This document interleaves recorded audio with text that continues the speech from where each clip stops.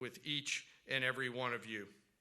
And now it is my distinct honor to introduce our nation's Secretary of War, the Honorable Pete Hegseth.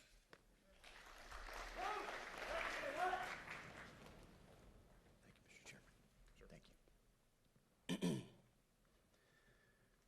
Please take your seats.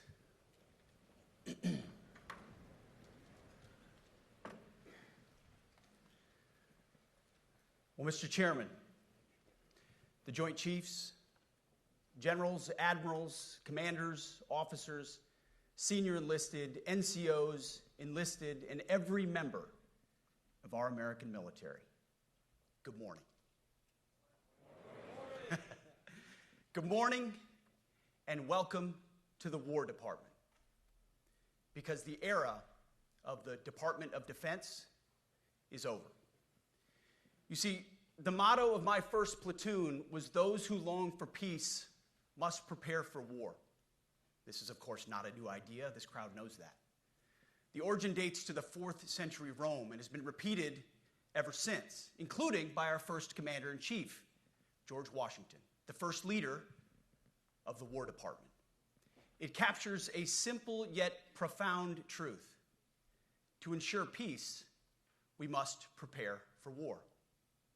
From this moment forward, the only mission of the newly restored Department of War is this: warfighting, preparing for war and preparing to win, unrelenting and uncompromising in that pursuit. Not because we want war, no one here wants war, but it's because we love peace. We love peace for our fellow citizens. They deserve peace, and they rightfully expect us to deliver it. Our number one job, of course, is to be strong so that we can prevent war in the first place. The president talks about it all the time. It's called peace through strength. And as history teaches us, the only people who actually deserve peace are those who are willing to wage war to defend it. That's why pacifism is so naive and dangerous.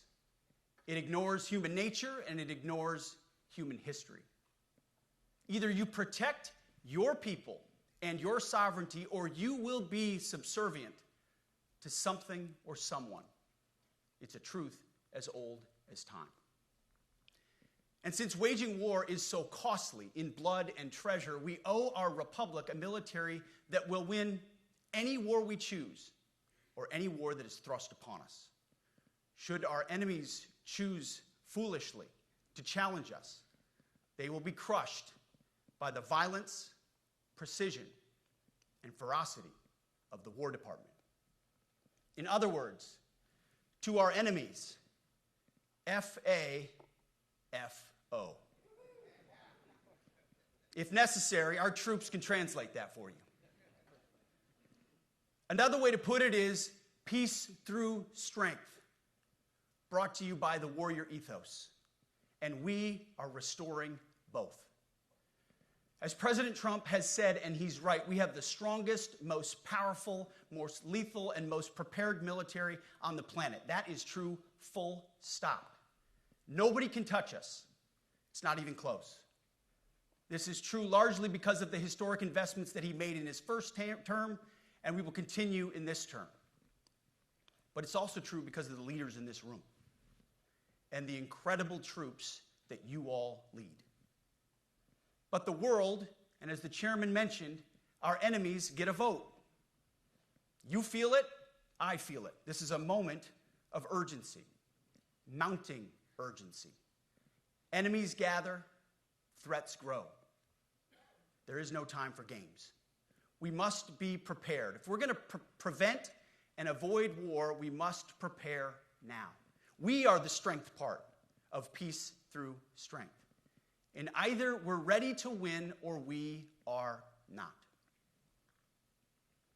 You see, this urgent moment, of course, requires more troops, more munitions, more drones, more Patriots, more submarines, more B-21 bombers. It requires more innovation, more AI in everything and ahead of the curve. More cyber effects, more counter-UAS, more space, more speed. America is the strongest, but we need to get stronger and quickly. The time is now, cause is urgent. The moment requires restoring and refocusing our defense industrial base, our shipbuilding industry, and onshoring all critical components. It requires, as President Trump has done, getting our allies and partners to step up and share the burden. America cannot do everything. The free world requires allies with real hard power, real military leadership, and real military capabilities. The War Department is tackling and prioritizing all of these things. And I'll be giving a speech next month that'll showcase the speed, innovation, and generational acquisition reforms we are undertaking urgently. Likewise, the nature of the threats we face in our hemisphere and in deterring China is another speech for another day, coming soon. This speech, today, as I drink my coffee, this speech today is about people, and it's about culture. The topic today is about the nature of ourselves. Because no plan, no program, no reform, no formation will ultimately succeed unless we have the right people and the right culture at the War Department. If I've learned one core lesson in my 8 months in this job, it's that personnel is policy. Personnel is policy. The best way to take care of troops is to give them good leaders committed to the warfighting culture of the department. Not perfect leaders, good leaders. Competent, qualified, professional, agile, aggressive, innovative, risk-taking, apolitical, faithful to their oath and to the Constitution. Eugene Sledge, in his World War II memoir, wrote, quote, "War is brutish, inglorious, and a terrible waste. Combat leaves an indelible mark on those who are forced to endure it. The only redeeming factors are my comrades' incredible bravery and their devotion to each other." In combat, there are thousands of variables, as I learned in Iraq and Afghanistan, and as so many of you did in so many more places. Leaders can only control about 3 of them. You control how well you're trained, mostly how well you're equipped, and the last variable is how well you lead. After that, you're on your own. Our warfighters are entitled to be led by the best and most capable leaders. That is who we need you all to be. Even then, in combat, even if you do everything right, you may still lose people because the enemy always gets a vote. We have a sacred duty to ensure that our warriors are led by the most capable and qualified combat leaders. This is one thing you and I can control, and we owe it to the force to deliver it. For too long, we have simply not done that. The military has been forced by foolish and reckless politicians to focus on the wrong things. In many ways, this speech is about fixing decades of decay. Some of it obvious, some of it hidden. Or as the chairman has put it, we are clearing out the debris, removing the distractions, clearing the way for leaders to be leaders. You might say we're ending the war on warriors. I heard someone wrote a book about that. For too long, we've promoted too many uniformed leaders for the wrong reasons, based on their race, based on gender quotas, based on historic so-called firsts. We've pretended that combat arms and non-combat arms are the same thing. We've weeded out so-called toxic leaders under the guise of double-blind psychology assessments, promoting risk-averse, go-along-to-get-along conformists instead. You name it, the department did it. Foolish and reckless political leaders set the wrong compass heading, and we lost our way. We became the woke department, but not anymore. Right now, I'm looking out at a sea of Americans who made a choice when they were young men and young women to do something most Americans will not, to serve something greater than yourself, to fight for God and country, for freedom and the Constitution. You made a choice to serve when others did not, and I commend you. You are truly the best of America. But this does not mean, and this goes for all of us, that our path to this auditorium on this day was a straight line, or that the conditions of the formations we lead are where we want them to be. You love your country, and we love this uniform, which is why we must do better. We just have to be honest. We have to say with our mouths what we see with our eyes, to just tell it like it is in plain English, to point out the obvious things right in front of us. That's what leaders must do.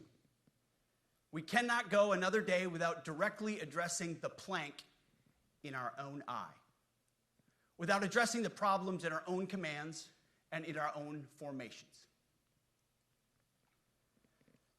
This administration has done a great deal from day one to remove the social justice, politically correct, and toxic ideological garbage that had infected our department, to rip out the politics. No more identity months, DEI offices, dudes in dresses. No more climate change worship. No more division, distraction, or gender delusions. No more debris. As I've said before, and will say again, we are done with that shit. I've made it my mission to uproot the obvious distractions that made us less capable and less lethal. That said, the War Department requires the next step. Underneath the woke garbage is a deeper problem, and a more important problem that we are fixing and fixing fast. Common sense is back at the White House, so making the necessary changes is actually pretty straightforward. President Trump expects it. And the litmus test for these changes is pretty simple. Would I want my eldest son, who is 15 years old, eventually joining the types of formations that we are currently wielding? If in any way the answer to that is no, or even yes, but, then we're doing something wrong. Because my son is no more important than any other American citizen who dons the cloth of our nation. He is no more important than your son. All precious souls made in the image and likeness of God. Every parent deserves to know that their son or their daughter that joins our ranks is entering exactly the kind of unit that the Secretary of War would want his son to join. Think of it as the golden rule test. Jesus said, "Do unto others that which you would have done unto yourself." It's the ultimate simplifying test of truth. The new War Department golden rule is this: do unto your unit as you would have done unto your own child's unit. Would you want him serving with fat or unfit or undertrained troops? Or alongside people who can't meet basic standards? Or in a unit where standards were lowered so certain types of troops could make it in? In a unit where leaders were promoted for reasons other than merit, performance, and warfighting? The answer is not just no, it's hell no. This means at the War Department, first and foremost, we must restore a ruthless, dispassionate, and common sense application of standards. I don't want my son serving alongside troops who are out of shape, or in combat unit with females who can't meet the same combat arms physical standards as men, or troops who are not fully proficient on their assigned weapons, platform, or task, or under a leader who was the first but not the best. Standards must be uniform, gender neutral, and high. If not, they're not standards. They're just suggestions. Suggestions that get our sons and daughters killed. When it comes to combat arms units, and there are many different stripes across our joint force, the era of politically correct, overly sensitive, don't hurt anyone's feelings leadership ends right now. At every level, either you can meet the standard, either you can do the job, either you are disciplined, fit, and trained, or you are out. And that's why today, at my direction, and this is the first of 10 Department of War directives, that are arriving at your commands as we speak and in your inbox. Today, at my direction, each service will ensure that every requirement for every combat MOS, for every designated combat arms position, returns to the highest male standard only. Because this job is life or death. Standards must be met. And not just met, at every level we should seek to exceed the standard, to push the envelope, to compete. It's common sense and core to who we are and what we do. It should be in our DNA. Today at my direction, we are also adding a combat field test for combat arms units that must be executable in any environment at any time and with combat equipment. These tests, they'll look familiar. They'll resemble the Army Expert Physical Fitness Assessment or the Marine Corps Combat Fitness Test. I'm also directing that warfighters in combat jobs execute their service fitness test at a gender-neutral, age-normed male standard scored above 70%. It all starts with physical fitness and appearance. If the Secretary of War can do regular, hard PT, so can every member of our joint force. Frankly, it's tiring to look out at combat formations, or really any formation, and see fat troops.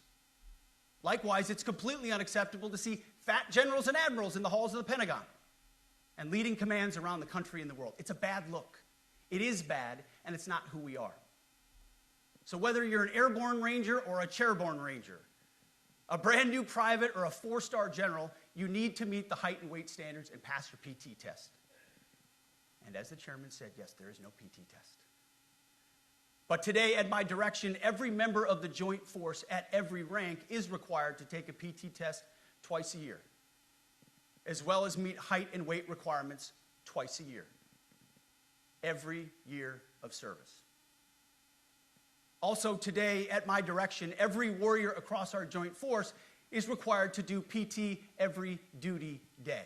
It should be common sense. I mean, most units do that already, but we're codifying it. And we're not talking like hot yoga and stretching. Real hard PT, either as a unit or as an individual. At every level, from the Joint Chiefs to everyone in this room to the youngest private, leaders set the standard. And so many of you do this already. Active, Guard, and Reserve. This also means grooming standards. No more beards, long hair, superficial individual expression. We're going to cut our hair, shave our beards, and adhere to standards. Because it's like the broken windows theory of policing. It's like when you let the small stuff go, the big stuff eventually goes. So you have to address the small stuff. This is on duty, in the field, and in the rear. If you want a beard, you can join Special Forces. If not, then shave. We don't have a military full of Nordic pagans. But unfortunately, we have had leaders who either refuse to call BS and enforce standards, or leaders who felt like they were not allowed to enforce standards. Both are unacceptable. And that's why today at my direction, the era of unprofessional appearance is over. No more beardos. The era of rampant and ridiculous shaving profiles is done. Simply put, if you do not meet the male-level physical standards for combat positions, cannot pass a PT test, or don't want to shave and look professional, it's time for a new position or a new profession. I sincerely appreciate the proactive efforts the secretaries have already taken in some of those areas, service secretaries. And these directives are intended to simply accelerate those efforts. On the topic of standards, allow me a few words to talk about toxic leaders. Upholding and demanding high standards is not toxic. Enforcing high standards, not toxic leadership. Leading warfighters toward the goals of high, gender-neutral, and uncompromising standards in order to forge a cohesive, formidable, and lethal Department of War is not toxic. It is our duty, consistent with our constitutional oath. Real toxic leadership is endangering subordinates with low standards. Real toxic leadership is promoting people based on immutable characteristics or quotas instead of based on merit. Real toxic leadership is promoting destructive ideologies that are an anathema to the Constitution and the laws of nature and nature's God, as Thomas Jefferson wrote in the Declaration of Independence. The definition of toxic has been turned upside down, and we're correcting that. That's why today, at my direction, we're undertaking a full review of the department's definitions of so-called toxic leadership, bullying, and hazing, to empower leaders to enforce standards without fear of retribution or second guessing. Of course, you can't do like nasty bullying and hazing. We're talking about words like bullying and hazing and toxic. They've been weaponized and bastardized inside our formations, undercutting commanders and NCOs. No more. Setting, achieving, and maintaining high standards is what you all do. And if that makes me toxic, then so be it. Second, today at our direction, we're ensuring that every service, every unit, every schoolhouse, and every form of professional military education conduct an immediate review of their standards. Now, we've done this in many places already, but today it goes across the entire Department of War. Any place where tried and true physical standards were altered, especially since 2015 when combat arms standards were changed to ensure females could qualify, must be returned to their original standard. Other standards have been manipulated to hit racial quotas as well, which is just as unacceptable. This too must end. Merit only. The president talks about it all the time, merit-based. Here are two basic frameworks I urge you to pursue in this process. Standards I call, my staff's heard all about them, the 1990 test and the E6 test. The 1990s test is simple. What were the military standards in 1990? And if they have changed, tell me why. Was it a necessary change based on the evolving landscape of combat? Or was the change due to a softening, weakening, or gender-based pursuit of other priorities? 1990s seems to be as good a place to start as any. And the E6 test. Ask yourself, does what you're doing make the leadership, accountability, and lethality efforts of an E6, or frankly an O3, does it make it easier or more complicated?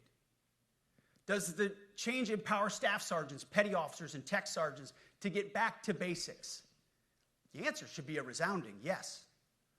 The E6 test, or O3 test, clarifies a lot, and it clarifies quickly. Because war does not care if you're a man or a woman. Neither does the enemy.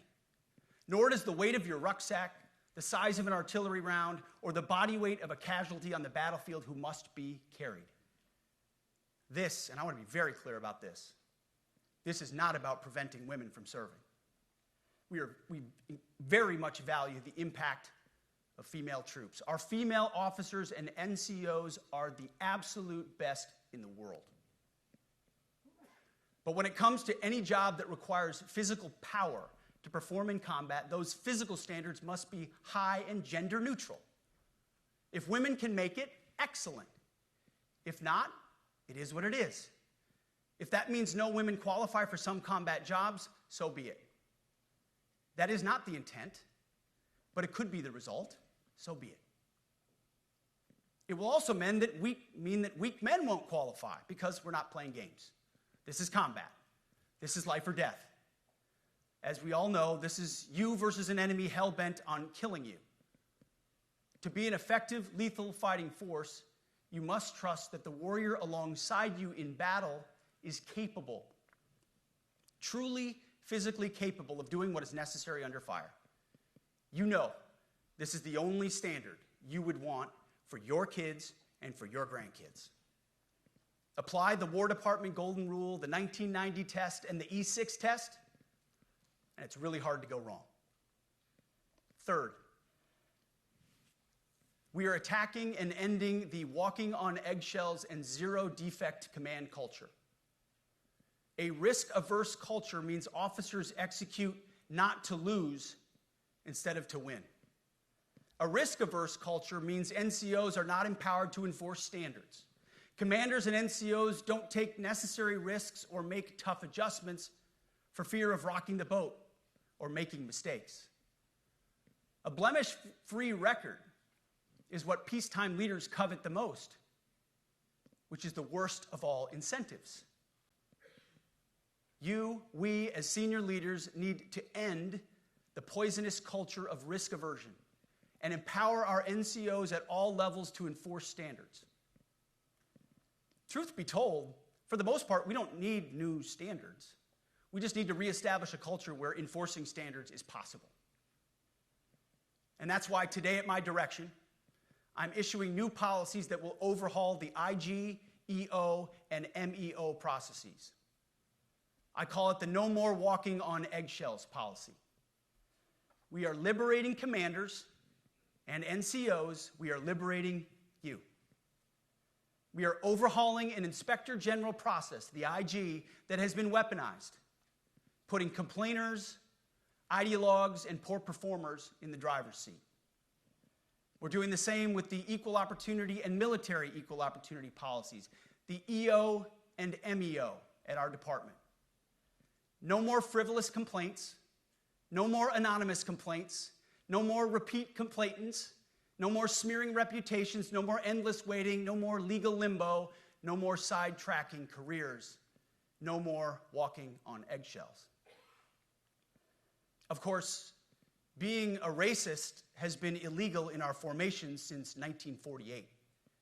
The same goes for sexual harassment. Both are wrong and illegal. Those kinds of infractions will be ruthlessly enforced. But telling someone to shave or get a haircut or to get in shape or to fix their uniform or to show up on time or to work hard, that's exactly the kind of discrimination we want. We are not civilians. You are not civilians. You are set apart for a distinct purpose. So we, as a department, need to stop acting and thinking like civilians and get back to basics and put the power back in the hands of commanders and NCOs. Commanders and NCOs who make life and death decisions. Commanders and NCOs who enforce standards and ensure readiness. Commanders and NCOs who, in this War Department, have to look in the mirror and have to pass the golden rule test. My kids, your kids, America's sons and daughters. So I urge you all here today and those watching, take this guidance and run with it. The core of this speech is the 10 directives we're announcing today. They were written for you, for Army leadership, for Navy leadership, for Marine Corps leadership, for Air Force leadership, Space Force leadership. These directives are designed to take the monkey off your back and put you, the leadership, back in the driver's seat. Move out with urgency because we have your back. I have your back. And the Commander-in-Chief has your back. And when we give you this guidance, we know mistakes will be made. It's the nature of leadership. But you should not pay for earnest mistakes for your entire career. And that's why today, at my direction, we're making changes to the retention of adverse information on personnel records that will allow leaders with forgivable, earnest, or minor infractions to not be encumbered by those infractions in perpetuity. People make honest mistakes, and our mistakes should not define an entire career. Otherwise, we only try not to make mistakes, and that's not the business we're in. We need risk takers and aggressive leaders and a culture that supports you. Fourth, at the War Department, promotions across the Joint Force will be based on one thing: merit. Colorblind, gender-neutral, merit-based. The entire promotion process, including evaluations of warfighting capabilities, is being thoroughly re-examined. We've already done a lot in this area, but more changes are coming soon. We'll promote top-performing officers and NCOs faster and get rid of poor performers more quickly. Evaluations, education, and field exercises will become real evaluations, not box checks, for every one of us at every level. These same reforms happened before World War II as well. General George Marshall and Secretary of War Henry Stimson did the same thing. And we won a world war because of it. As it happens, when he started the job, Chairman Kane gave me a frame and a photo to hang in my office. A matching frame and photo hangs in his. It's a photo of Marshall and Stimson preparing for World War II. Those two leaders famously kept the door